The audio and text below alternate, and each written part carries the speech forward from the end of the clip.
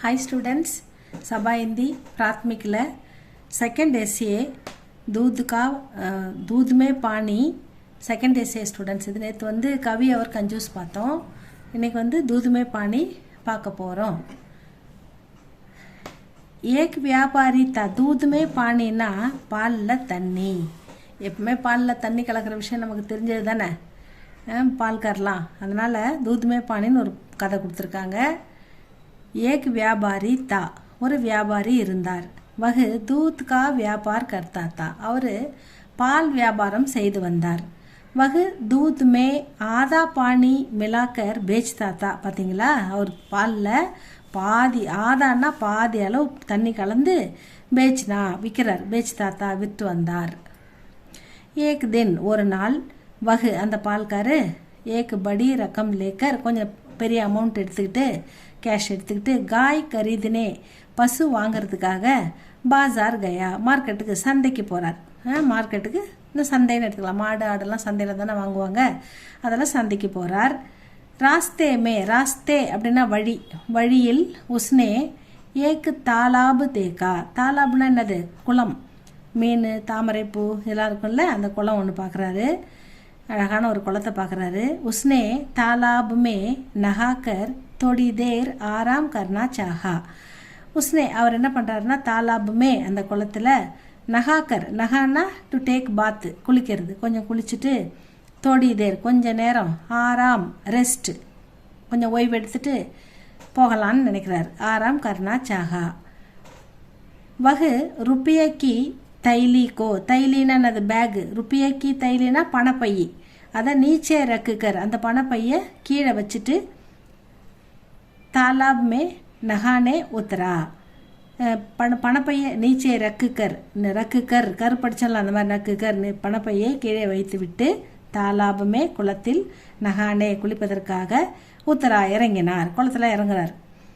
தாலாபுக்கே கினாரே அந்த குளக்கரை ஓரமா ஏக்கு பேடு தா ஒரு மரம் இருந்தது. உஸ்பர் அந்த மரத்தின் மீது ஏக்கு பந்தர் ரகத்தாத்தா ஒரு குரங்கு வாழ்ந்து வந்தது. வகு பந்தர் தைலிக்கோ கானே கி சீஜ் சமஜ்கர் ஊப்பர் லே கயா.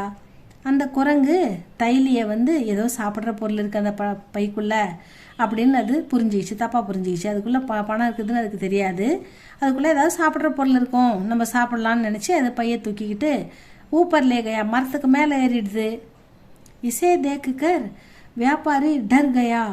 இதை பார்த்த உடனே அந்த பால் வியாபாரிக்கு பயந்துட்டாரு. டர்னா பயம், டர் கயா ரொம்ப பயந்துட்டாரு. ஏன்னா அது உள்ள என்ன இருக்குது? பணம் இருக்குது. உசனே பந்தர்க்கோ டராயா. அவர் என்ன பண்ணுறாரு, உடனே குரங்க பயமுறுத்தி பார்க்குறாரு. கோல் எடுத்து ஊன்னு விரட்டி பார்க்குறாரு, பயமுறுத்தி பார்க்குறாரு. அவர் தம்காயா அச்சுறுத்தி பார்க்குறாரு, எப்படியாவது பயமுறுத்தி அதை பையை கீழே போட வைக்கணும் அப்படின்னு முயற்சி பண்ணுறாரு. லேக்கின் பந்தர்னே இஸ்கி கோயி பர்வாக நகிக்கி. அவர் கொஞ்சம் கூட சட்டை பண்ணல. அந்த குரங்கு அவர் பயமுறுத்துறதை நினச்சி அது பயப்படவும் இல்லை, கொஞ்சம் கூட அது மதிக்கவும் இல்லை. உசுனே ருப்பியைக்கு தைலிக்கோ கோலா. உடனே அது என்ன பண்ணுது, மேலே போயிட்டு உட்காந்துக்கிட்டு அந்த பையை திறக்குது. கோல்னா ஓப்பன், தைலிக்கோ கோல்னா பையை திறக்குது. உசுனே ருப்பியைக்கு கோலோ தைலிக்கோ கோலா அந்த பணப்பையை திறந்தது. ஏக் ருப்பியா பானிமே டாலா. ஒரு பணத்தை எடுத்து பார்த்தது, என்னடா இது காசு இருக்குது சாப்பிட ஒன்றும் இல்லை அப்படின்னு நினச்சிட்டு டக்குன்னு குளத்தில் போட்டுருது. பானிமேனா குளத்துக்குள்ள தண்ணியில் போட்டுருது. பிறகு ஏக் ருப்பியா ஜமீன் பர் ஒன்று எடுத்து தரையில் போடுது. குரங்கு எப்போ என்ன செய்யணும்னு யாருக்கு தெரியும், அதனால் என்ன பண்ணிடுது, ஒன்று எடுத்து தண்ணியில் போடுது, ஒன்று எடுத்து தரையில் போடுது. ஜமீன் பர்னா ஜமீன்னா தரை, ஜமீன் பர் டாலா. இஸ் பிரகார் இதன்படியே செய்து பந்தர்னே தைலி के आधा रुपये को पानी में डाला और आधा रुपये को ज़मीन पर डाला. பாதி பணத்தை எடுத்து ஒன்று ஒன்றா எடுத்து தண்ணியில் போட்டுருது, ஒன்று ஒன்றா எடுத்து தரையில் போட்டுருது. இப்படியே பாதி பணத்தை தண்ணியிலையும் பாதி பணத்தை தரையிலையும் போட்டுடுது. வியாபாரினே ஜமீன் பர் படே ருப்பியோं को ले लिया. அதாவது வியாபாரி தண்ணியிலேருந்து எழுந்து வந்து தரையில் கிடக்கிற ஜமீன் பர் தரையில் விழுந்த அந்த ருப்பியம் பணங்க காசுகளை லேலியா எடுத்துக்கொள்கிறார். ருப்பியோங்கோ லேலியா எடுத்துக்கொண்டார்.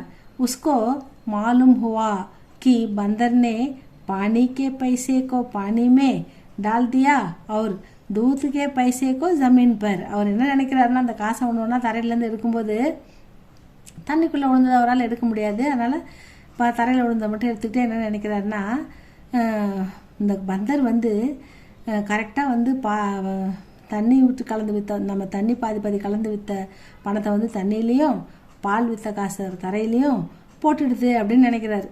அப்புறம் மண் சோச்சா, அவர் மன்கி மண், அவர் மனசுக்குள்ள மன்கி மண் வியாபாரி மன்கி மண் சோச்சா, அந்த வியாபாரி தன் மனதுக்குள்ளே யோசிக்கிறாரு, பந்தர்னே சகி நியாய்க்கியாக, இந்த பந்தர் வந்து சரியான நியாயம் வழங்கிடுச்சு. நம்ம தண்ணி ஊற்றி விற்ற பால்லாம் காசெல்லாம் தண்ணியில் போட்டுருது, ஒழுங்கான பால் காசை தரையில் போட்டுருது, இது சரியான நியாயம் வழங்கிடுச்சு அப்படின்னு அவர் மனசுக்குள்ளே நினச்சிக்கிறாரு. சீக் இதில் என்ன மாறல் சொல்கிறாங்கன்னா, பாப் கி கமாயி, பாபத்தினால் சம்பாதித்த சொத்து காசு எதுவுமே கபி நகி பச்சினானா டைஜஸ்ட், நமக்கு பாவத்தில் சம்பாதிச்ச அந்த உணவு செரிக்காது, டைஜஸ்ட் ஆகாது, அது வந்து நமக்கு பயன்படாது. பாவத்தினால சம்பாதிக்கிறது அது பாவப்பட்டது, நம்ம நேர்மையாக தான் சம்பாதிக்கணும், அப்போ தான் நமக்கு அது பயன்படும் அப்படின்ற ஒரு சின்ன மாறலை இதில் நல்ல மாறலை சொல்கிறாங்க. ஸ்டூடெண்ட்ஸ் படித்து பாருங்கள், இது ரொம்ப அழகான ஜாலியான கதை. இது நீங்கள் ஓனாக கூட எழுதலாம். இதுக்கும் உங்களுக்கு ஒவ்வொரு 10 மார்க் இல்லை ஸ்டூடெண்ட்ஸ், இப்போலாம் வந்து குறைச்சிட்டாங்க, 8 மார்க் ஆக்கிட்டாங்க. இப்போ தான் பார்த்தேன் 8 மார்க் இருக்குது. அதனால் நல்லா படித்து ஹெட்லைன் போட்டு சின்ன சின்ன பேராவாக அழகாக எழுதுங்க. சப்ஸ்கிரைப் பண்ணுங்கள், லைக் பண்ணுங்கள். தேங்க்யூ ஃபார் வாட்சிங் ஸ்டூடெண்ட்ஸ். Bye students.